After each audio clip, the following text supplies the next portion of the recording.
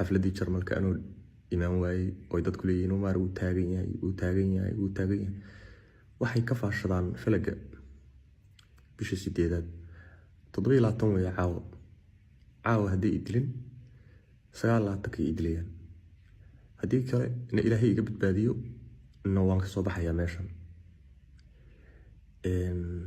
marka waa wax cilmiga falaga ku saabsan sababta aniga la idiliyo inay ku bullaalaan bay rabaan laakiin ma dhacayso anna ma yeelayo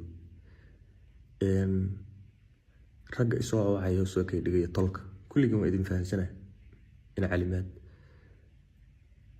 xarfi qaalib muuse amiin muuse walaalay kulli waa idin fahansanaa waxaanoo dhanna waan fahansanaa qof yarna maahay qof weyn baana dadka Soomaalidu laakiin waxaan ayagu ma fahansana waa caamo waa laga wada adkaaday qaarkoodna xoog baa loo sheegto dixiniyaha loo hayaa laakiin aniga xoog ayma sheegan karo mana waalni qof waalan qaabkaas oo idinkuma sheekeeyo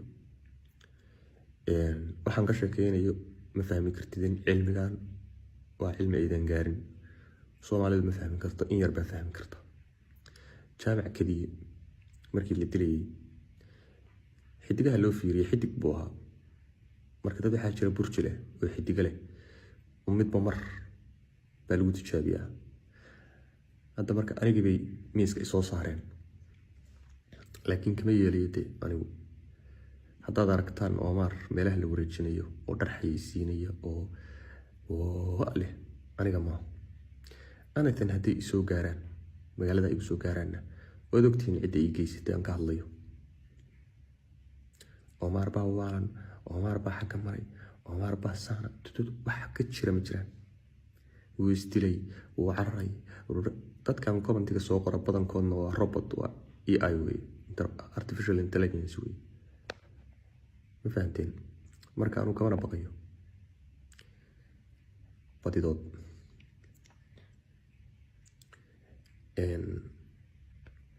wayna ka marka xaaladdu saasay ahaanaysaa haddii la idilo la kaloon gareeyo waad aragtaan anigoo kaloon ah oo meelaha wareegaya anigii maaha anu si sharaf laan u dhimanayaa oo Ilaahay nafta iga qaadaya si khaldan ma dhimanayo mana waalni maantay waxaan u baahanahay garab iyo hil dowladeydii Canada inaad igu shaargaraysaan ma rabaa help I need your support today because of I'm Canadian citizen and I have a right to ask emergency for Canada.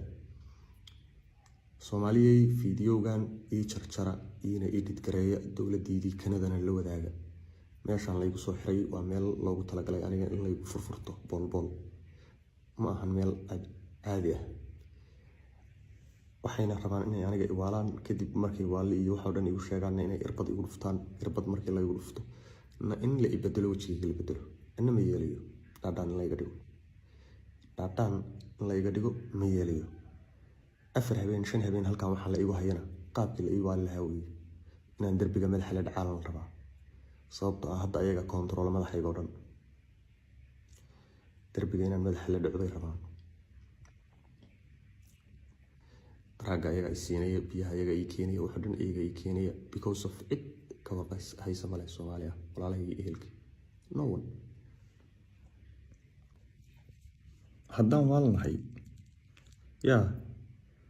oo aan qof waalanahay ama aan waxa weeye wax khaldan aan ku dhaqaaqayo dee Soomaaliya waa ii jeedaan magacaygu waa Cumar Saciid Cumar Canadaan deganahay in muddaana waxaan wareegay Mareykanka iyo Istanbul iyo Norway iyo halkan xaaladdu igu qabsatay Oslo iyo Tabori marka qof waalan intaas miyuu kala garanayaa miyuu soo safrayaa miyuu se baasaboorkayga hal isiiyay dowladdeeda hal ii wacay dhihi karaa qof waalan ma dhihi karo qofku hadduu waalan yahay intaa ma dhaho waxay rabaan oo qorsheeyeen aniga inay idilaan halkaan igu dilaan kadibna ay bedelaan muuqaalkayga ay bedelaan oo ay kaloon gareeyaan. Xaruntaana waa xaruntii kaloonka aan hadda joogo la isku kaloon gareeyo. ilaahay wuxuu qadaray unbaa dhacaya, aniga cidna ima dili karto, mana ka baqaya iyaga. ilaahay baan ka baqayaa, ilaahay i abuurtay baan ka baqayaa. dad badan oo isku jira weeye oo ehelkayga dad kale isoo dhex maray hadda, laakiin dee ma dhimanaya aniga. ilaahay xilliguu igu talagalay baan dhimanayaa. social mediahana iyaga ii diiday, wax walba iyaga ii diiday. waxaa la iigu diidayana waxaa weeye in xabsi la igeliyo. xabsiga markii la igishto, qof ehelkaana markuu ila soo hadlo oo aan informationkayga sii waa laga daba tegayaa, gebigiisaba waa la xirxirayaa.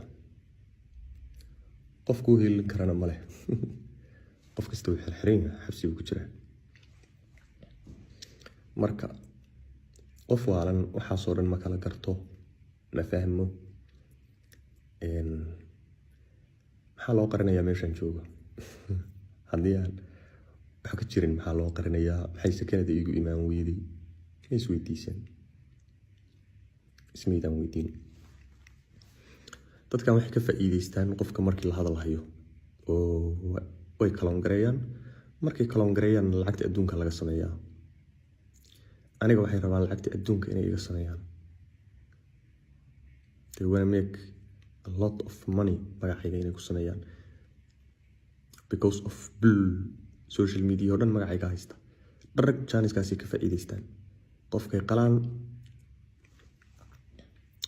way kaloon gareeyaan. hadhowna waxay yidhaahdaan branki buu ahaa, waa lasoo fariisinayaa, kaloonkiiba hadlaya. waxaas branki buu ahaa, saasay ahayd, gadaal buu fadhiyaa, waa la kontroolaya. qof la kontroolaya baa hadlaya. ha layga raali noqdo Soomaali haddaan idinsoo raaligeliyo. Soomaali haddaan idinsoo raaligeliyo waad aragtaan anigii hadba waddan la iga dejinayo oo hadba meel maraya maaha. anigii 8 bilood baad sheegaysaa, 10 biloodna halkaan haygu hayaan. wallaahi inaydaan i kaloon garayn karin iyo bilaah. haddeer bay ii yimaadeen, waxayna amar igu siiyeen inaan qolka ka baxo. fiidiyoyadan tirada badan waxaan usoo duubay inaan xaaladayda idinkula wadaago. marka anigu qof baqaya maahi oo ayaga ka baqaya. ninay bajin karaanna maahi, ninay waali karaanna maahi. intaasna waxaan idinla soo wadaagay xaaladayda saa ula socotaan iyo meeshaan ku sugahay iyo sida la iga adkaado, la iga awood badiyey iyo sida aan la igu heelinayn oo la igu daawanayo. nuurkii iftiinkow waxay igu daawanina xaaladan iyo dadkaan waxay igu daawanina. meeshaan ay keensadeen maahan isbitaal caadi ah. cabaar markaan joogaba way iga nixinayaan. hadda waxay la yiri banaanka u soo bax, cuntada markaan cuni waaye come outside baa la yiri. waayahan ku yiri haddaad aragtaan Omar, haddaad aragtaan raalli ahow, wixii baraankii buu ahaa, wixii dhahaya haddaad aragtaan aniga maaha. haddaad aragtaan Omar meelaha la wareejinayo oo lagu shaqaysanayo oo fiidiyoya xayeysiinayo oo garamo xayeysiinayana aniga maaha. haddaad aragtaan Omarkaas waa Omar kale oo la soo kaloon gareeyay. Omar wax lagu xayeysiinaya haddaad aragtaan because of waxay rabaan inay suuqoo dhan marsiyaan, meel walba marsiyaan, igu xayeysiiyaan, wax walba igu xayeysiiyaan. ma fahanteen? Omarkaas aniga maaha. haddii wax walba igu xayeysiiyo aad aragtaan, wallahi aniga maaha.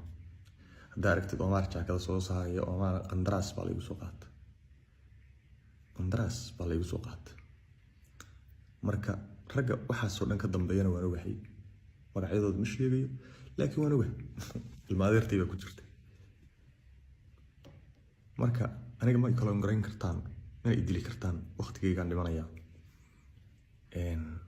waxayna rabaan fursaddaas inay ka faa'iidaystaan. inta dadku hadal hayo oo Omar dharag aniga inta la idilo la kaloon gareeyo in laygu shaqaysto.